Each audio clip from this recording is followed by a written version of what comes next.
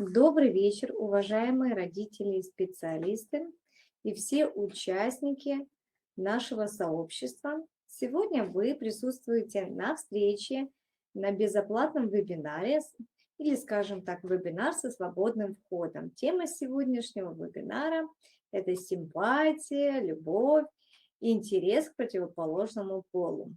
Интересная тема. И тема, скажем, очень тонкая.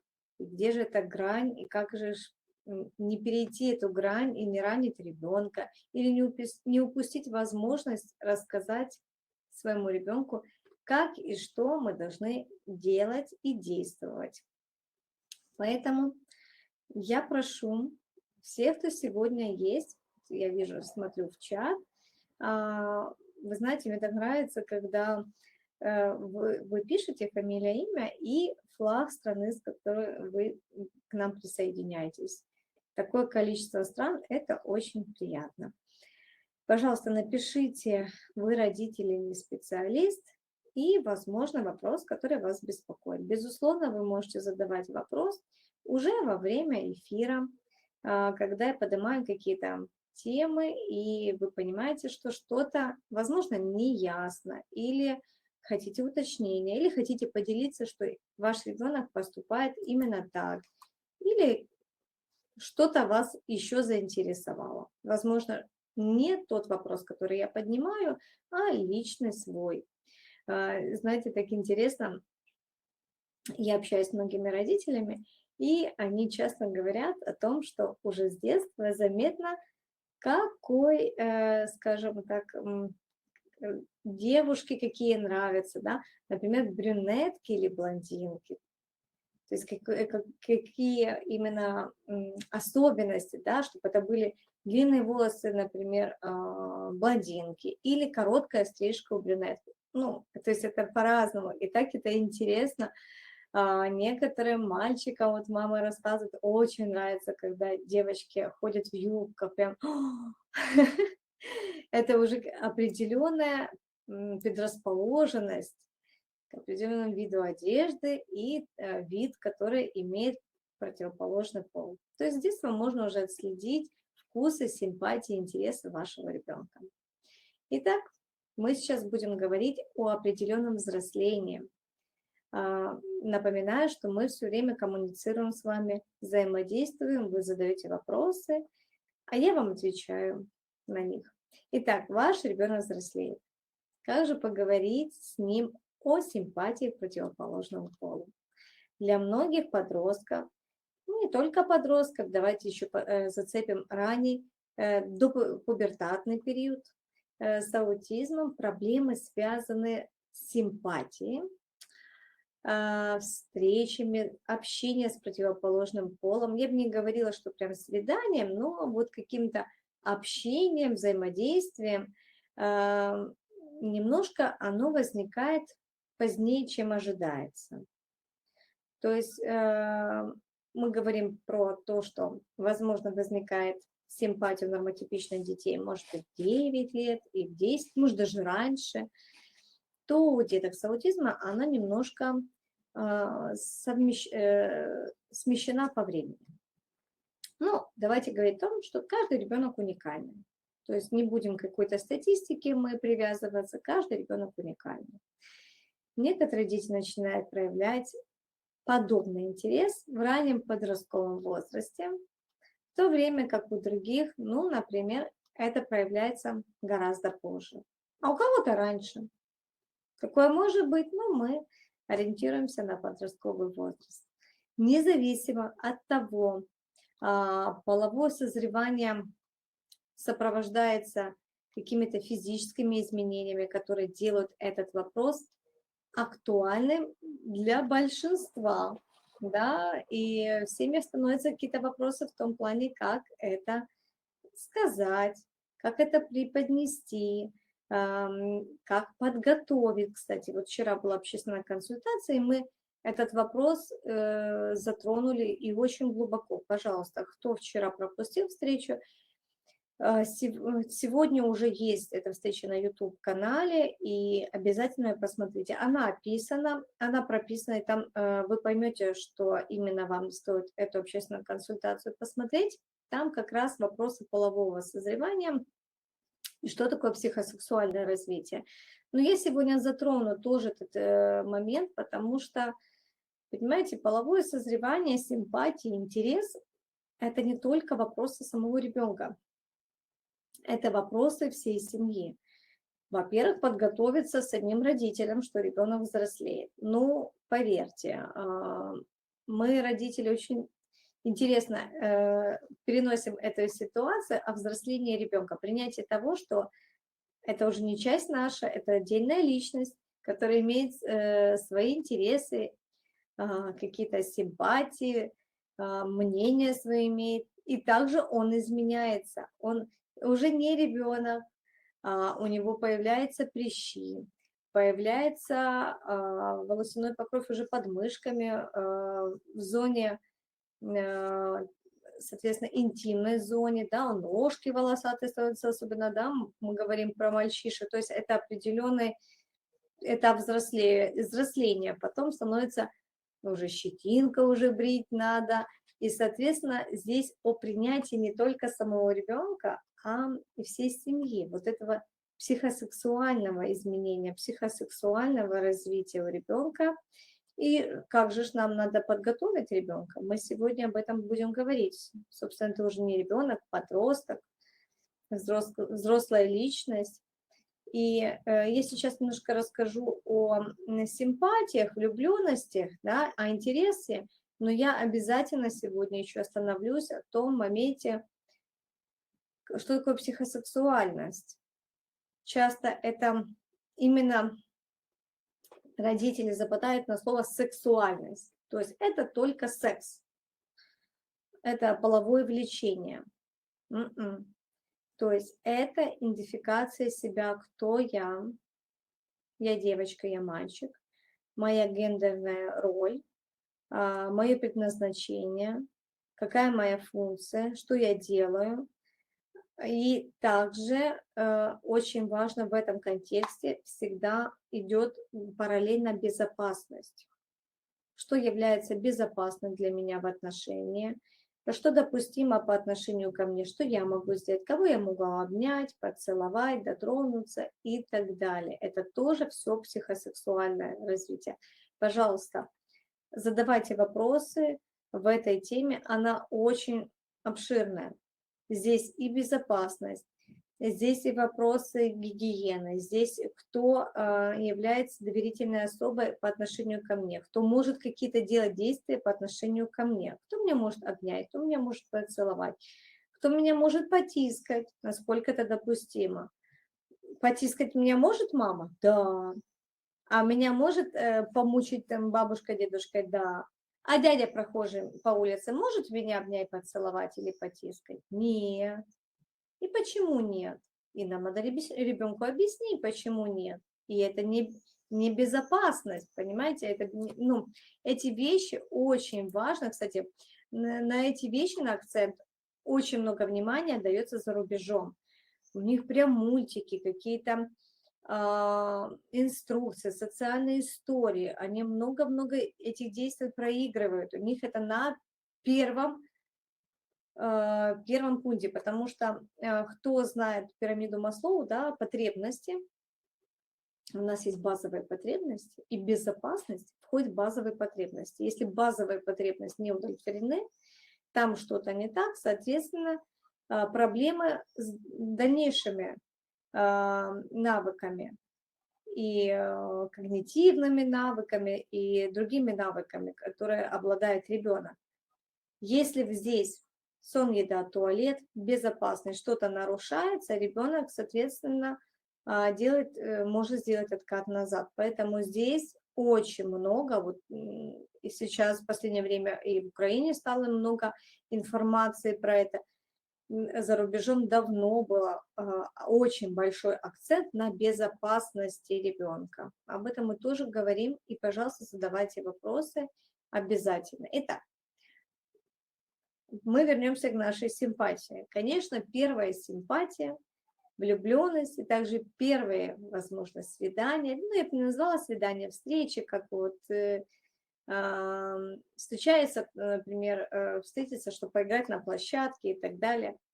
Это важная, но трудная часть для любого подростка или до пубертатного, да, до подросткового периода ребенка. Тем не менее, существуют сложности, которые особенно актуальны именно для подростков и молодых людей с аутизмом.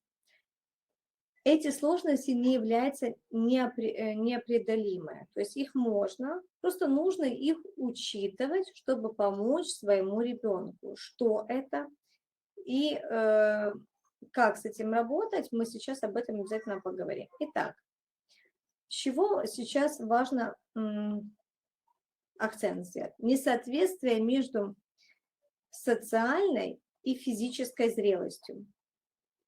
Во-первых, важно не забывать, что социальная зрелость подростка может не соответствовать или его или ее физической зрелости. Это очень важно. О чем это я хочу сказать?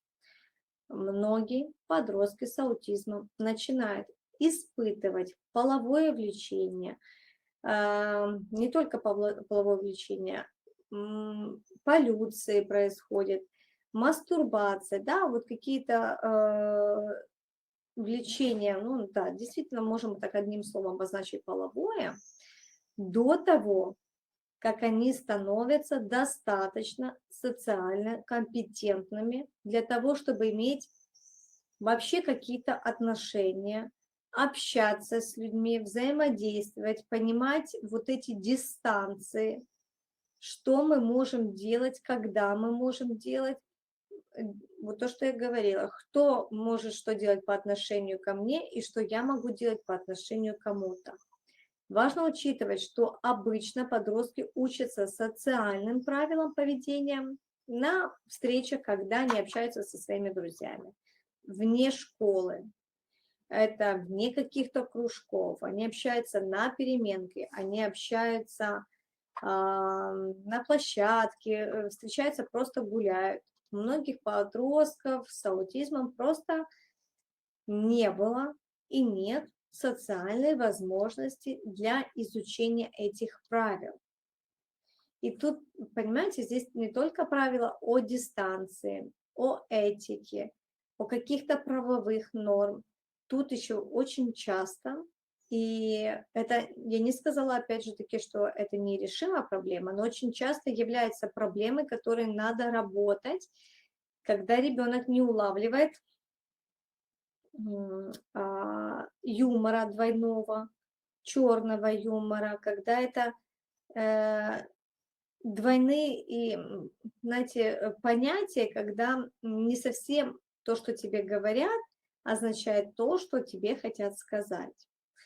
Когда это за словами хорошими спрятано нехороший подтекст. Вот это очень важно. И такой опыт люди приобретают вне школы, вне каких-то кружках, они приобретают. Иногда это не всегда хороший опыт, но, как правило, мы из этого опыта извлекаем и понимаем, что мы когда должны делать, наши действия и наши поступки, и с кем мы, о чем мы можем говорить и как мы можем поступать. Наши детки этого не имеют такой возможности, и, соответственно, нам придется их этому учить. И о чем же надо учить, я сейчас об этом поговорю. Скидывать это на кого-то, на того же специалиста, на школу, ну, я думаю, что столько информации, сколько ребенок получит дома, в безопасной обстановке, с родителями, и где точно он увидит, как надо поступать, ну, вы будете самой лучшей опорой и примеры для ребенка именно в этом направлении, как психосексуальное развитие, где папа дает, если у вас сын, дает четкое видение, что такое мальчик, да, кто это, как он должен поступать, какие действия должен делать. Определенная имитация поступков за папой. Или папа обучает определенным, то есть мужским делам, да.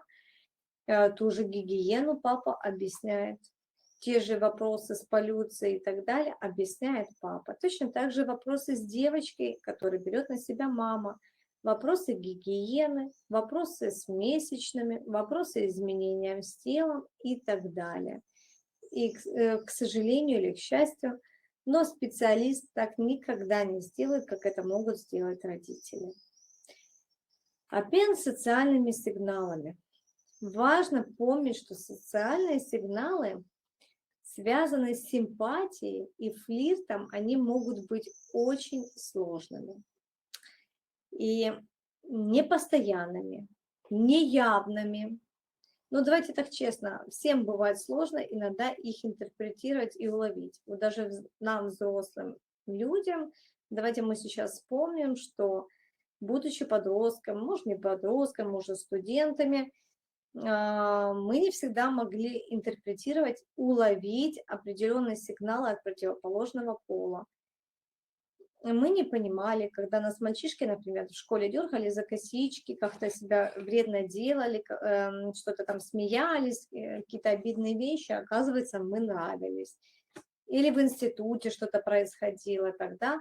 Это не всегда было явно и понятно. Точно так же для вашего ребенка будет тяжело уловить, интерпретировать какие-то вещи по отношению к себе. Опять же таки, это сигналы могут быть не всегда хорошие. Если мы говорим про флирт и симпатию, это хорошо.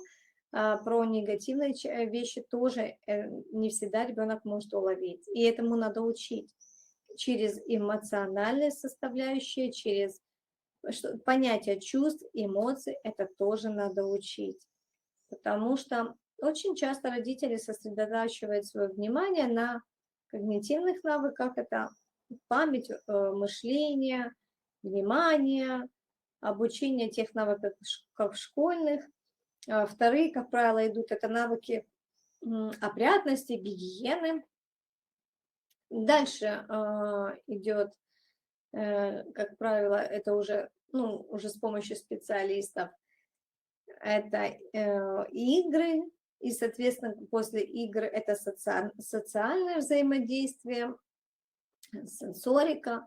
Ну, а психосексуальное почему-то как-то оно всегда уплывает, и оно выходит на первый ряд, когда родители сталкиваются с проблемами, когда ребенка что-то будоражит в трусишках, да, или проблемы, когда начинают с месячными. И я просто вам объяснять, я хочу показать это, что такое психосексуальность с разных сторон, с разных граней, что это не только половое влечение, это тоже вот момент даже симпатии, флирта, вот умение считать эти эмоции, чувства. Это тоже психосексуальность, казалось бы, но это тоже сюда входит.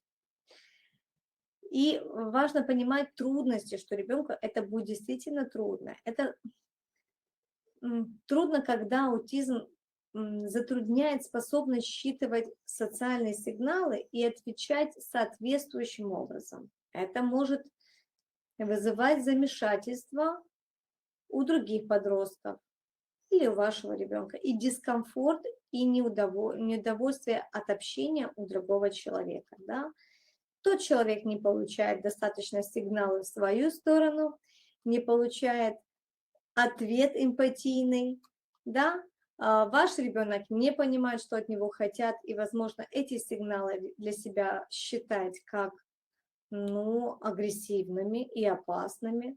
Тоже может быть такое, соответственно, вот видите, какие вот точки даю опоры, на которые вы должны понимать, ага, вам надо еще сюда посмотреть, сюда, и с этим поработать. Пропущенные вот такие социальные сигналы о том, что я хочу с тобой дружить, я хочу с тобой взаимодействовать, мне интересно с тобой, да, то есть это не обязательно словами вербализация, да, это какие-то действия, жесты, это какие-то взгляды, То есть если на них ваш ребенок не отвечает, это может вызвать у другого ребенка ощущение, что его или ее специально игнорируют. Ну, конечно, это обидно. И после этого, ну, может и не завязаться дружба, потому что не уловил ребенок сигналы эти. Симпатия, интерес начинается с определенных таких подходящих кандидатов для этого, для этих встреч, для симпатии. И, как правило, они могут быть только ну, организованы родителями. Как это значит? Это ходить в какие-то определенные кружки, вы ходите со своим ребенком и видите, что ребенку, например, нравится кто-то, или ваш ребенок кому-то нравится, и организовывать эти встречи. Например, встретиться в парке с семьей этого ребенка и так далее. Такое может быть? Да, может быть. И часто родители это помогает свершиться, и это хорошо. Однако, давайте скажем, если мы говорим относительно самого ребенка с аутизмом, он даже может не задумываться о том, кто для него может быть подходящей парой. Что это вообще, например, то, что сейчас организовали родители, это симпатия. И что родители это устроили, потому что вы на друг друга смотрите как-то. Они могут этого не уловить. Могут. А как же дружбу эту на симпатии строить? Очень важно в этом всем обсудить эти обстоятельства с вашим ребенком, с подростком. И самое главное для себя, особенно родителям, мамам, из родителей, да, убрать ваши взгляды на подходящую пару в том, что они могут не совпадать с мнением подростка. И это важно, что часто камнем преткновения в симпатии, в дружбе, в таком общении могут быть преграды сами родители. Особенно у мам завышенное требование относительно другой половинки и общения. Это не только, я не говорю про взрослые отношения, я не говорю про то, что вот, например, свидание и потом женитьба. Нет, это могут быть в контексте дружбы, в контексте вот дружбы между мальчиком и девочкой на условных сигналах симпатии, когда они там смотрят на друг друга, стесняются и так далее. Уже на этом этапе могут у родителей, и такое бывает, проскальзывает в том, что да нет, что-то он или она какие-то не нет, недостаточно красивый для нашего ребенка, недостаточно то, такое может быть, и я с этим сталкиваюсь, когда должно идти первый интерес ребенка и не то, что даже интерес, а в том, что это будет преимущество. Это то, что сподвигнет ребенка к коммуникации и общению. У мам включается вот это мамское, да, что мой ребенок самый любимый, мой ребенок самый красивый, не надо вообще ни с кем дружить, там, о боже, когда-нибудь еще и будут обниматься, целоваться, ой-ой-ой, ужас, вещь. Но вам надо будет смириться и понимать, что ребенок взрослеет, и такое может быть. Симпатия и интерес к конкретному ребенку связан с очень сложными вопросами, и каждая семья дает на них свои ответы. Например, нужно ли подростку сообщить противоположному полу, человеку, с которым он общается, который ему нравится, и с которым он хочет завязать дружбу и тесные отношения, надо ли говорить о своем диагнозе. И такой у меня вопрос задавали подростки, которые понимают, что они, например, Аспергер, да? Надо ли говорить о своем диагнозе противоположному полу? И это очень индивидуально. вот честно, потому что за нашей честностью и открытостью может быть страх, безумный страх этого, услышать этот диагноз противоположным полом. Но тут еще и другой момент этики, насколько имеет право семья подростка с аутизмом, Аспергером, ну, то есть это сейчас не суть о диагнозе, сколько вообще имеет ли право скрывать о том, что вот имеет диагноз. Это очень такой тонкий этический вопрос, и каждая семья его принимает сама для себя. Ни один специалист, ни один психолог это не может решить за вас. Но когда-нибудь наступит такой момент, когда ваш ребенок будет испытывать симпатии и появится вторая половинка. Неважно, даже если это мы не говорим про взрослые отношения там, за 20 лет, мы говорим отношения когда 13, 14, 15 лет. И насколько стоит говорить о диагнозе ребенка.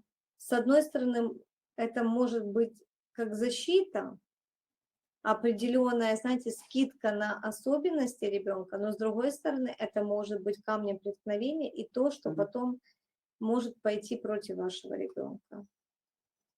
Поэтому каждая семья принимает для себя сама решение, что делать.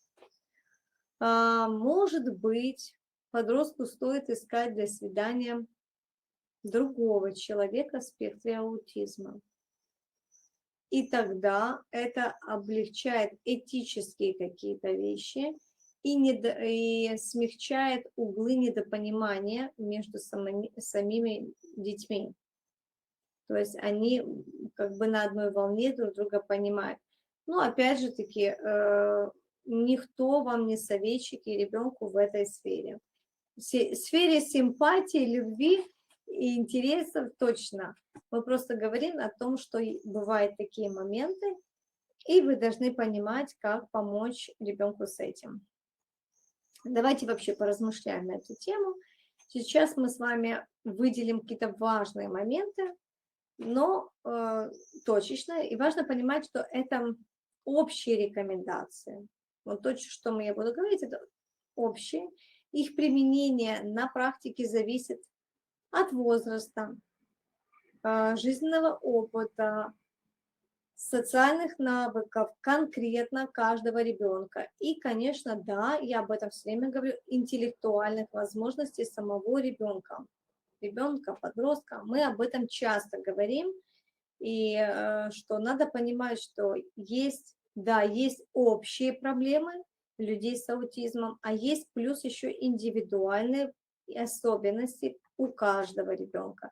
Нет одинаковых детей с аутизмом. За столько лет, сколько я работаю, нет, я не видела ни одного там прям вот полностью похожего на другого.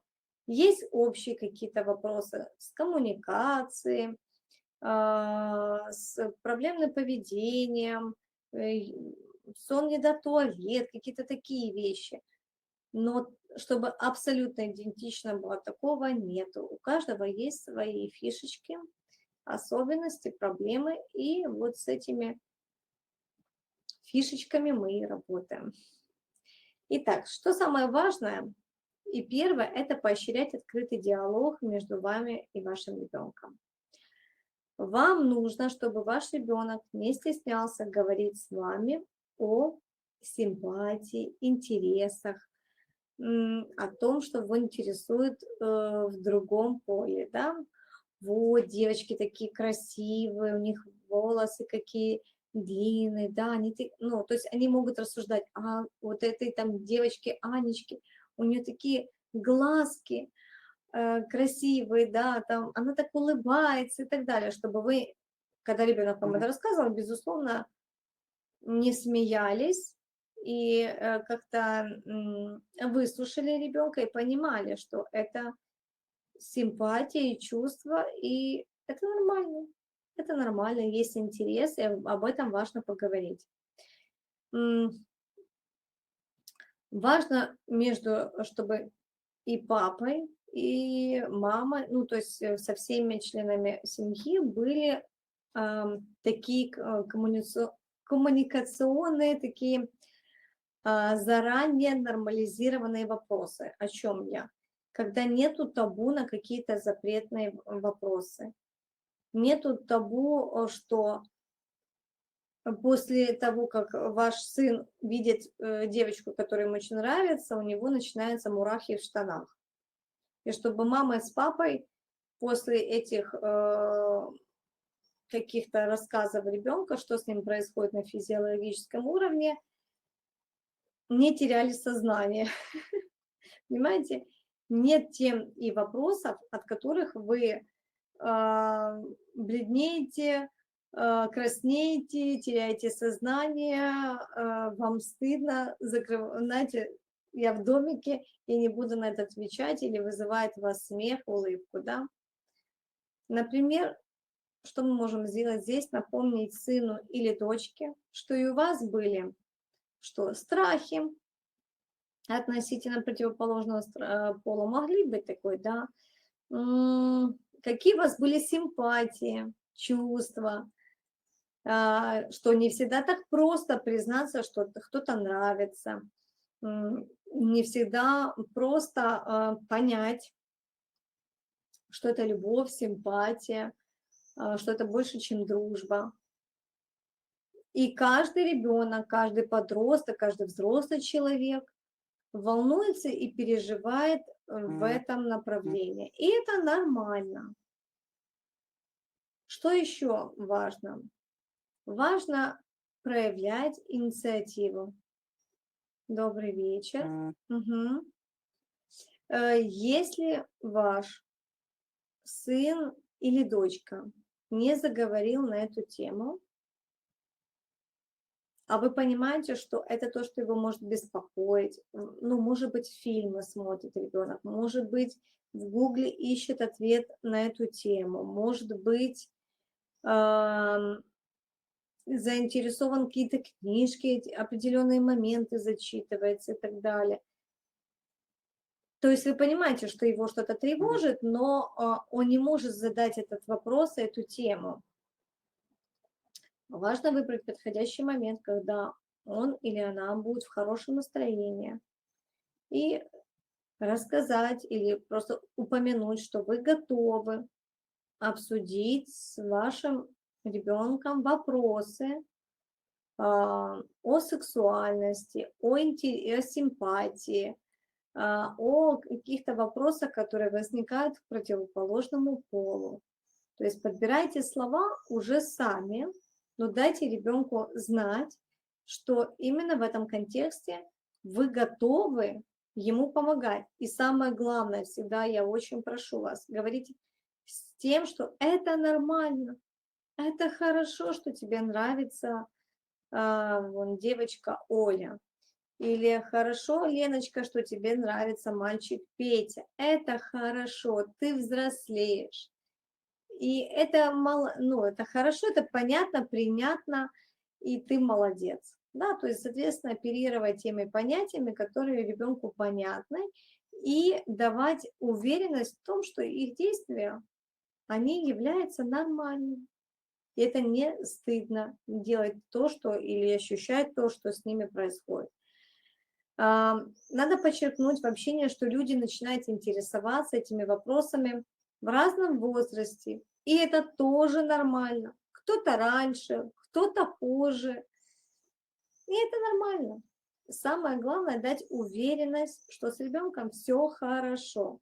Как правило, наши детки, они очень тревожные.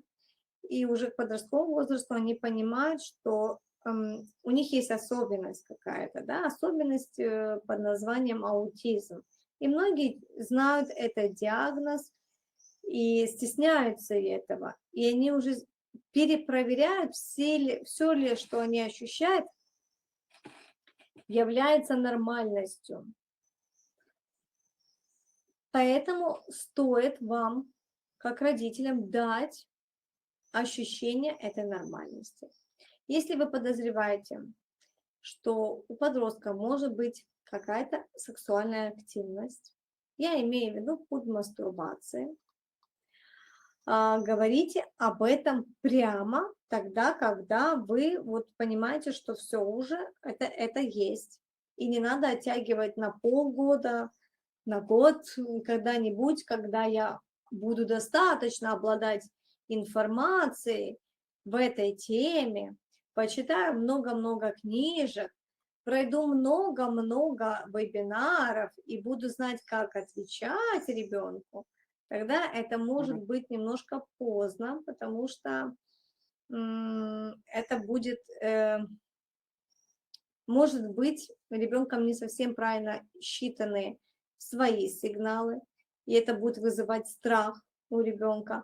Плюс вопросы гигиены, вопросы понимания, где это может ребенок делать или где это не может делать. Соответственно, оно может оттягивание, информирование ребенка в этом вопросе может привести к нехорошим определенным последствиям. Поэтому, как только вы понимаете, что у ребенка пошли полюции, есть какие-то ситуации, которые вы считаете, что это уже мастурбирование, надо говорить в ближайшее время с ним. А в такой ситуации, даже если подросток не хочет говорить об этом, обсудить вопросы сексуальности крайне важно. Например, важно мягко убедиться, что он понимает, что такое снятие сексуального напряжения, влечения, что такое, ну это уже может постарше с ребенком половой акт, но я думаю, что мы сейчас говорим про детей и подростков, я думаю, про половые акты не стоит говорить, если мы сейчас видим только полюции какие-то и мастурбацию, но если мы говорим о взрослом ребенке, ну как взрослом, 18, 19, 20 лет, безусловно, мы должны рассказать, что такое половой акт и к чему он может привести. Это важно. Важно информировать ребенка, где это доступно делать, где это недоступно, что это, опять же таки, нормально. Вчера на общественной консультации тоже затронула тему, когда мне пришлось консультировать родителей ребенка высокофункционального аутиста, родители глубоко верующие, которые до определенного, например, возраста, до 5 лет, когда ставили диагноз аутизм, вообще отрицали это. Они ездили по всем монастырям, молитвы, службы, демона изгоняли, ну, в общем, понятно, да? К 5 или 6 годам они смирились и поняли, что это ихнее, ну, что-то ихнее типа наказание, но они так для себя интерпретировали. Они смирились, поставили диагноз аутизм, но смириться с тем, что ребенок мастурбировал, они не смогли. Очень тяжелыми договорами, но все-таки отправила к психиатру, потому что мама с папой настаивали дать там ребенку таблетки, которые угнетают сексуальную сферу.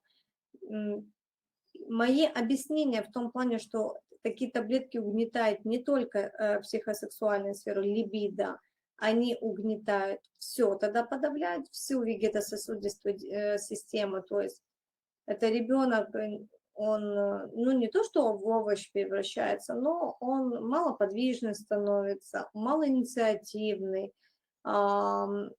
ребенок, который набирает много вес, потому что он хочет кушать, да, даже энергия куда-то должна уйти. Соответственно, когнитивные навыки, они угнетаются, потому что не может угнетаться что-то одно, другая сфера не угнетается. Ну, плюс это, к сожалению, влияние на полностью на здоровье ребенка. И никто не гарантирует о каких-то последствиях для сердца, для щитовидки и так далее с этими угнетением либидо. Но родители так считали, что это греховно, и смириться в том, что ребенок мастурбирует, ну, здесь опять же таки, видите, как специалиста здесь общение не сколько было в контексте самого ребенка, как этики самих родителей. То есть родители были зашорены в этом вопросе, родители вызывал страх слова «пенис».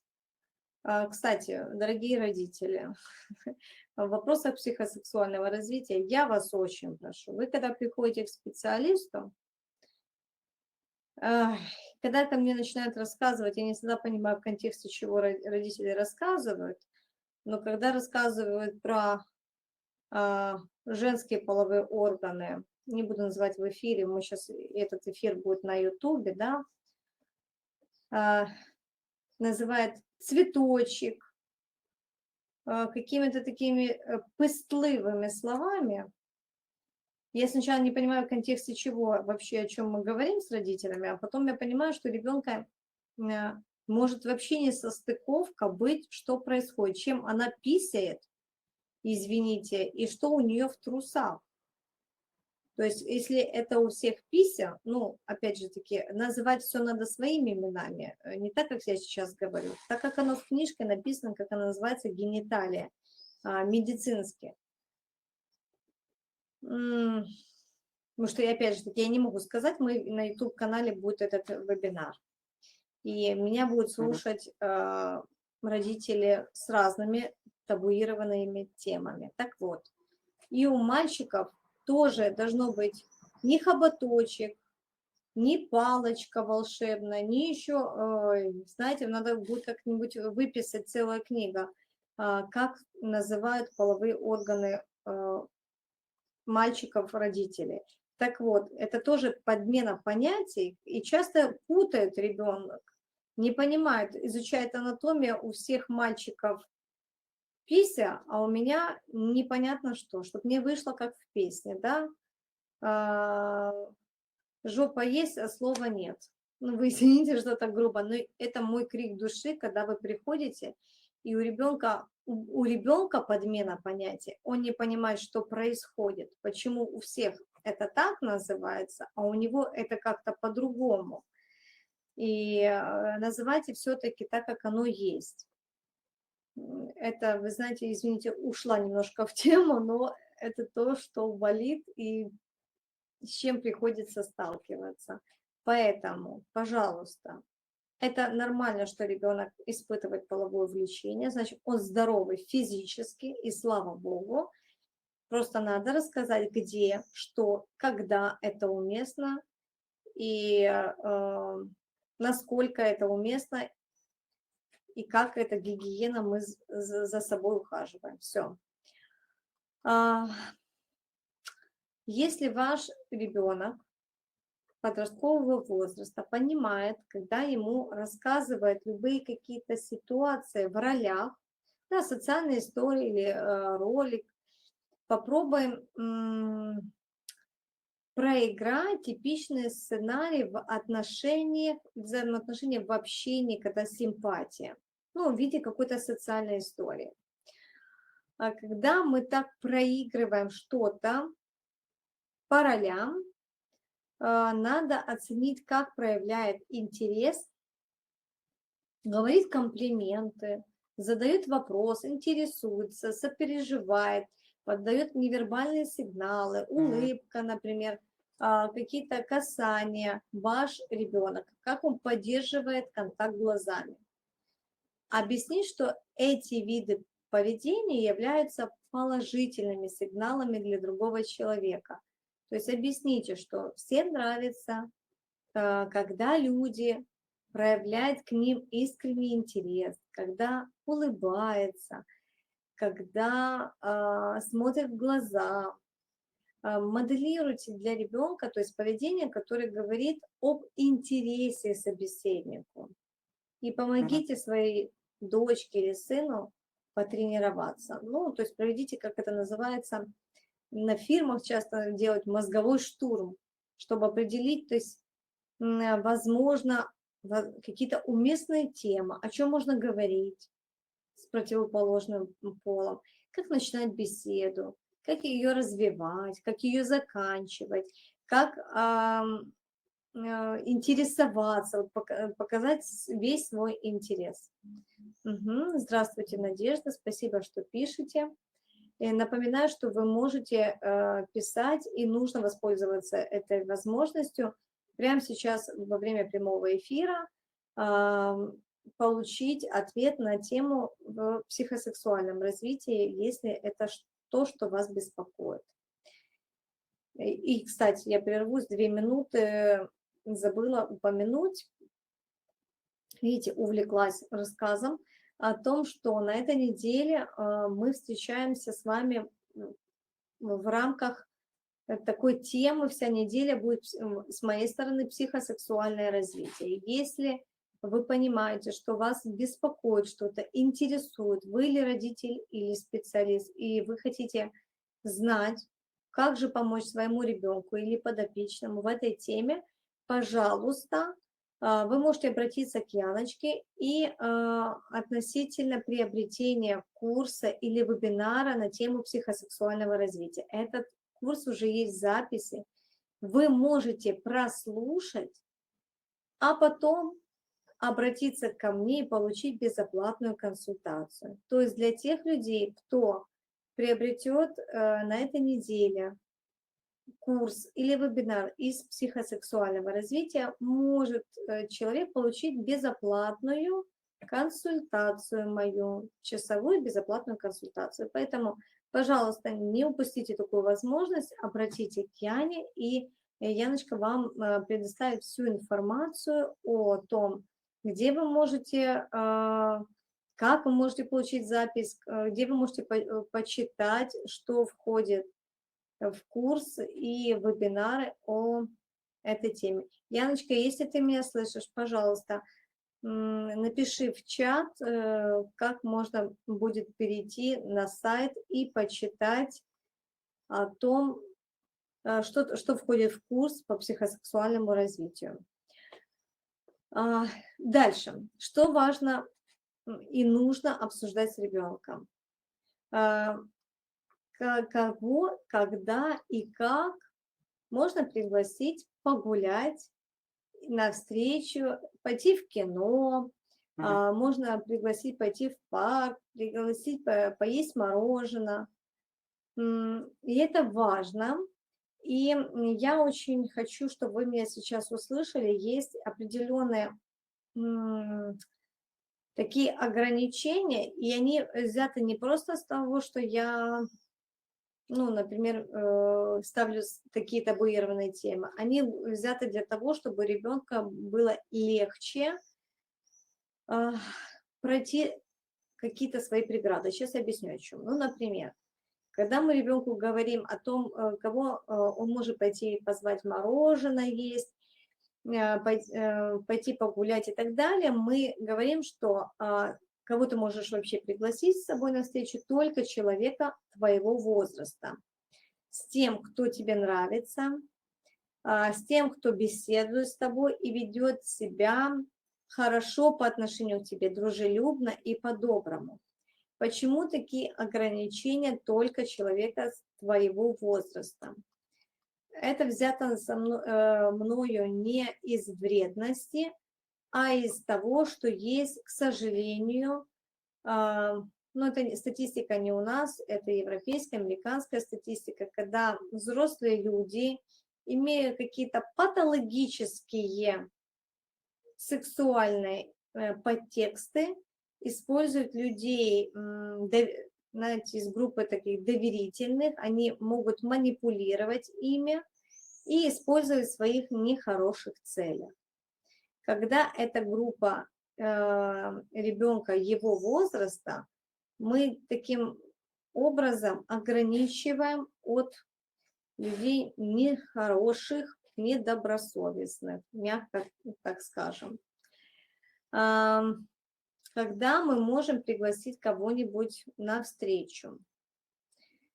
Когда вы уже хорошо знакомы друг с другом, и если вы чувствуете возможный интерес, да, когда кто-то беспокоится о тебе, когда кто-то интересуется что ты чувствуешь, чем ты увлекаешься и так далее. Где можно пригласить, да, где можно пригласить на встречу? Как правило, только где и когда, да, когда никого нет рядом. Вот нету рядом людей, когда вот вы стоите, толпа людей, это будет не совсем принятно, да, вот вы можете своему ребенку так и объяснить. Когда стоит весь класс или какая-то толпа друзей, это не совсем будет правильно. А когда вы станете вдвоем, ты можешь это сказать, пригласить, давай пойдем поедим мороженое или сходим в кино. Это не делается на всеобщее разглашение, да. Как же это сделать? Как же это сделать? Что сказать? То есть спросить, если у нее или у него, в зависимости от того, кто сейчас с вами, это сын или дочка, кому вы будете объяснять, свободное время, чтобы встретиться и провести вместе вот встречу это. То есть оценить заинтересованность, запланировать время и место для какого-то совместного занятия, которое связано с вашим общим интересом. Убедиться, что у вас есть информация друг о друге, да, то есть телефон или соцсети, как вы свяжетесь и подтвердите, все ли в силе и где вы будете встречаться, то есть обменяться контактами. И важно в этом всем обязательно ребенка подготовить и объяснить, что многие сталкиваются с отказами встретиться. Не всегда тот человек, который тебе нравится, это значит, что ты ему нравишься. И это очень часто бывает вот этим горьким разочарованием у наших детей. Обсудите возможные причины, по которым кто-то может отказаться от общения с тобой. Может быть, это девочка, мальчик, девушка, парень уже с кем-то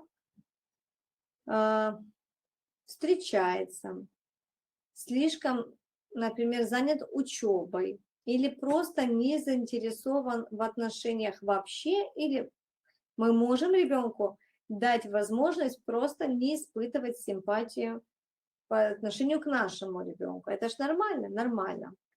В то же время важно дать уверенность своему, собственно, дочке своей или сыну в том, что никогда нельзя знать наверняка, почему кто-то не хочет с вами общаться более ближе. И дать опору, это не означает, что ты в чем-то плохой. Это значит, что у всех есть право выбора. Не обязательно, опять же таки, если нам нравится человек, не обязательно, что мы нравимся ему. Это важно подчеркнуть. И важно обсудить практически конкретные шаги, связанные с общением, поведением с противоположным полом. Может быть, это звучит очень странно, да, что приходится такие вещи обсуждать, и вот сейчас даже говорить в прямом эфире.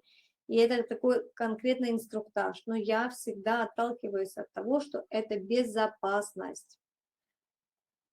Особенно это касается для девочки, чтобы девочку не использовали в каких-то нехороших целях. Убедитесь, что подросток понимает, когда и где состоится встреча, знает, как туда, например, дойти, добраться, как вернуться обратно, куда он может сходить, понимать, когда надо завершать встречу, то есть дать какие-то основы. Если, например, они пошли посмотреть кино, что даете определенные шаги, стратегии, что вот после кино можно пойти покушать там Макдональдс условно, да, а потом или провести человека домой, или попрощаться, поехать по своему маршруту домой.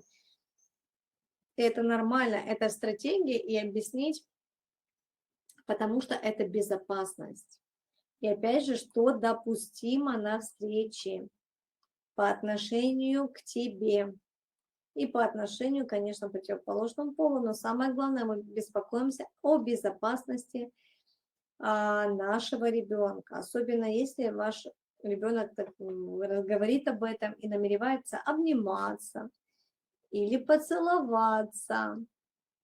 Если да, если ребенок в таком уже возрасте, и вы понимаете, что это нормально, приемлемо, то что надо сделать? Помогите подростку разобраться с этими такими социальными сигналами. Обсудите, да, прям даже как вежливо спросить, можно ли тебя обнять или поцеловать.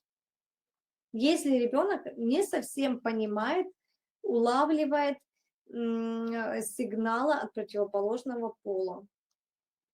И это нормально, дать ребенку понимание, что лучше будет спросить об этом, чем попасть в какую-то неловкую ситуацию, когда ты позволил себе то, что неприемлемо, недопустимо для другого человека. Может быть, другой человек к тебе относится как к другу, ему приятно с тобой общаться как к другу, но не более того. И еще раз, к чему я возвращалась, и я начинала сегодняшнюю встречу, ребенку надо объяснить уровни близости. Об этом я очень много говорю на втором вебинаре по психосексуальному развитию.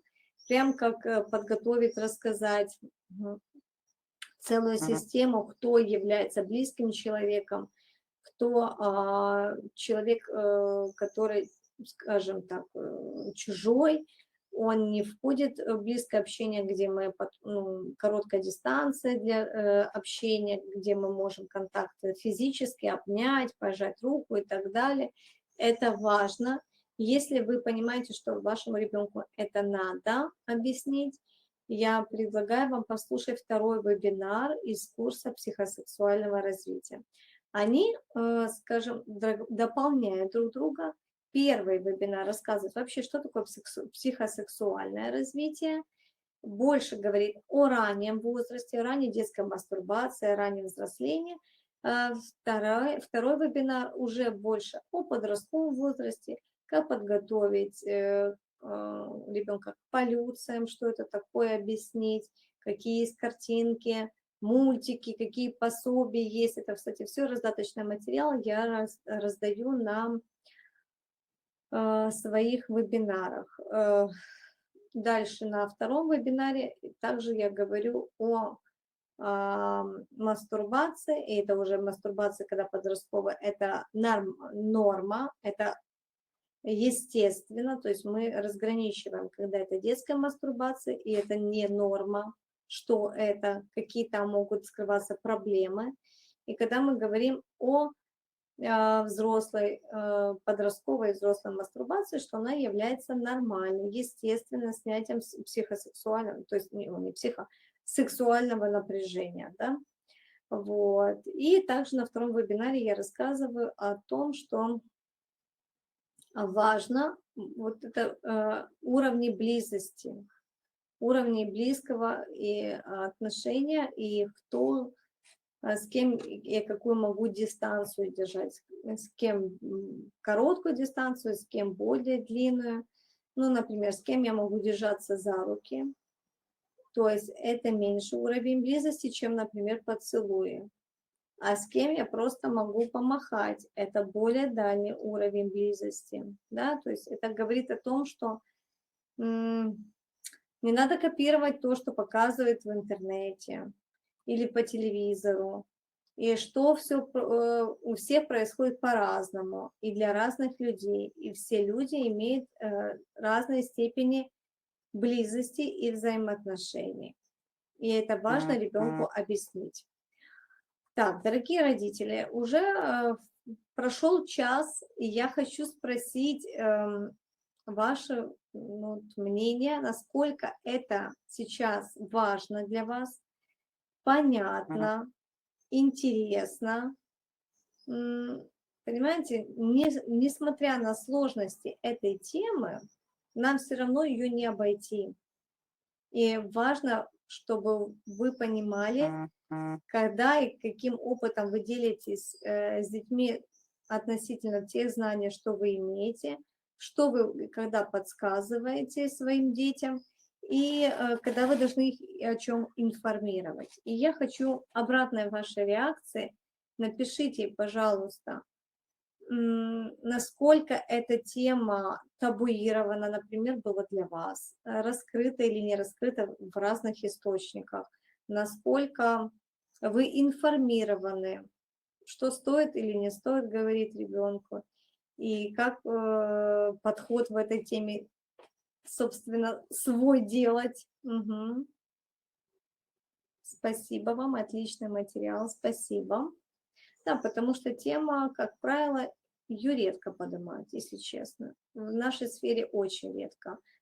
Она была каким-то образом табуирована, она была, они ее избегали. Такое ощущение, что ребенок имеет, и уже не только ребенок, взрослый человек с аутизмом, все проблемы, как и обычно нормотипичный человек, только не психосексуально. Вот как-то вообще избегалось, а, закрывалась на это глаза, а проблема не уходила. Только после того, как в этой сфере начали делать много родителей, поднимать этот вопрос, а что делать с потребностями, а что сделать, если ребенку хочется, и это физиологические потребности, которые не то, что просто вот хочется тортик, да, и без тортика можно прожить, а это уже испытывает напряжение, и это напряжение надо снимать. Как же это делать, что же с этим делать? И вот стал вопрос о информировании и разбирательстве именно в этой теме и объяснении. Так, дорогие родители, еще раз говорю, о доступности информации уже есть все на сайте, есть записанный курс по психосексуальному развитию. Пожалуйста, не стесняемся информироваться именно в этой теме. Поверьте, для вас некоторые вещи, структура необходима. И не избегайте эту тему для себя, чтобы обучиться и информироваться. Не избегайте. Так, Надежда, актуально, понятно, спасибо за материал. Галина, Анастасия, спасибо, тема очень важная и нужная. У меня внук 12 лет, услышала много ценных советов. Галина, но я думаю, что это важно. Спасибо за вашу реакцию. И я думаю, что вам стоит или вам, или вашим детям прослушать курс по психосексуальному развитию и понимать, собственно, пути стратегии. Я желаю всем хорошего вечера, продуктивной недели. Если что, мы всегда готовы вам помогать, ответить на ваши вопросы. Не забывайте о доступной такой опции, как 30-минутная экспресс-консультация, когда вы можете зайти и проконсультироваться, в каком направлении вам дальше двигаться. Это безоплатная 30-минутная встреча. Так что вы можете воспользоваться, обратитесь к Яне, пожалуйста. Ее телефон есть в чате, и вы можете воспользоваться такой услугой. Всем хорошего вечера и до встречи. Яночка, спасибо тебе огромное.